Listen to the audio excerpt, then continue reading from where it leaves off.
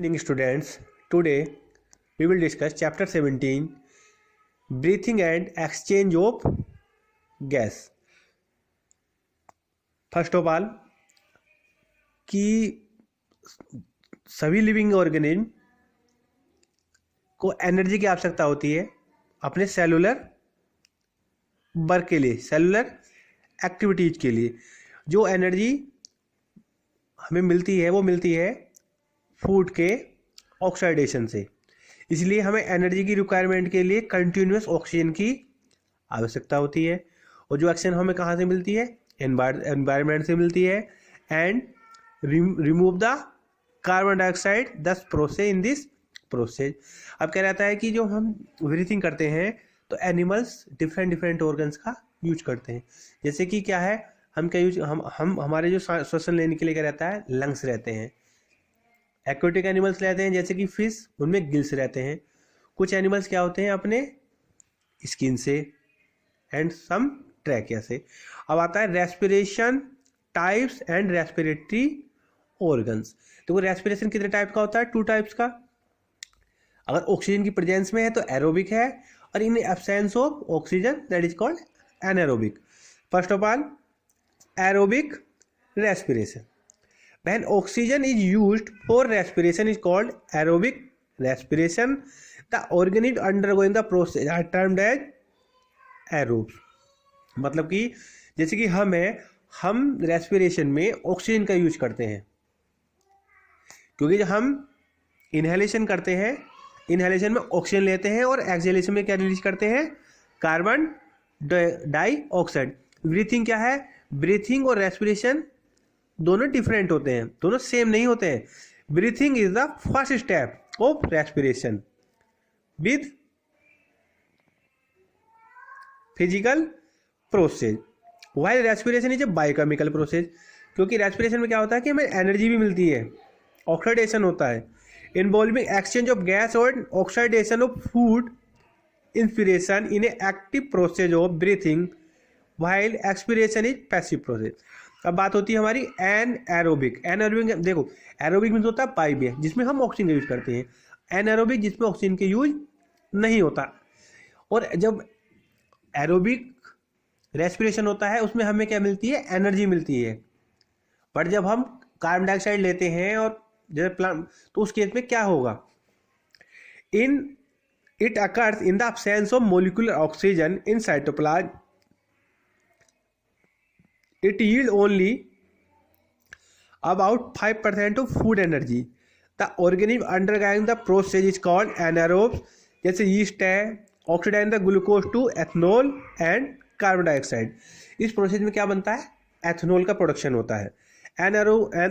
anaerobic respiration appeared first in primitive atmosphere due to the absence of oxygen there. In frog 100% cutaneous respiration occurred during hibernation, and in all marine snake 20% respiration is by skin. मतलब कि skin के द्वारा होता है। Respiration is a catabolic process. It break organic molecules and release their bond energy. So exchange of gases occurs in all organisms at all time by their respiratory organs. अब कि मतलब कि ये जो कंटिन्यू प्रोसेस है, जो क्योंकि हमारी बॉडी जो हमारी सेल्स वगैरह हैं, सेलुलर एक्टिविटीज के लिए हमें एनर्जी चाहिए होती है, और जो हमें मिलती है ऑक्सीजन। ऑक्सीजन से जब ऑक्सीडेशन की रिएक्शन होती है तब हमें एनर्जी मिलती है। एंड आता है respiratory organs. Different animals group have evolved different mechanism breathing for exchange of gas. मतलब कि डिफरेंट तरीके के ऑर्गन्स यूज होते हैं। Lower animals like sponge, Paleonthes and free-living roundworm exchange O2 by simple diffusion throughout body surface.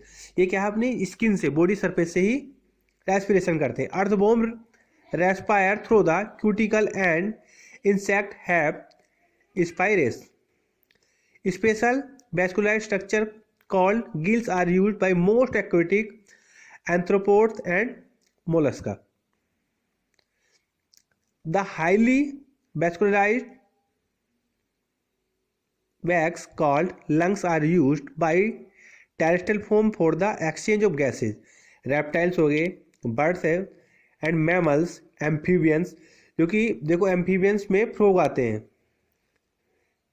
Respire through the their skin as well as lungs, मतलब कि skin से भी कर सकते हैं as well as lungs.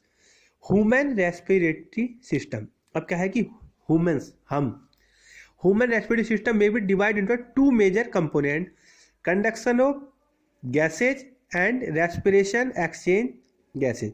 Conduction, it is the passage for the air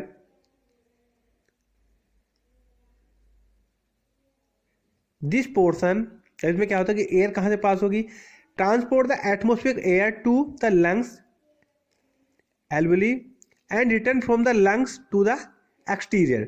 These portion clear air by removing foreign particle, humidify it is also bring it to body temperature.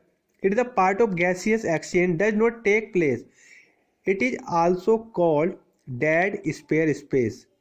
Dead air space. It is start with the external nostrils up to the terminal bronchioles.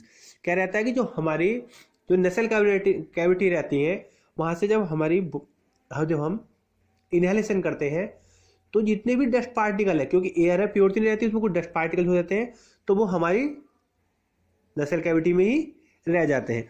अब देखो उसमें बात आती है the various part as follow, external nares, this is a pair of slides at the lower end of the nose. जैसे बात करें nasal cavity through the nasal passage, nasal chambers, internal pairs of passages located at the back of nostril just above the mouth cavity.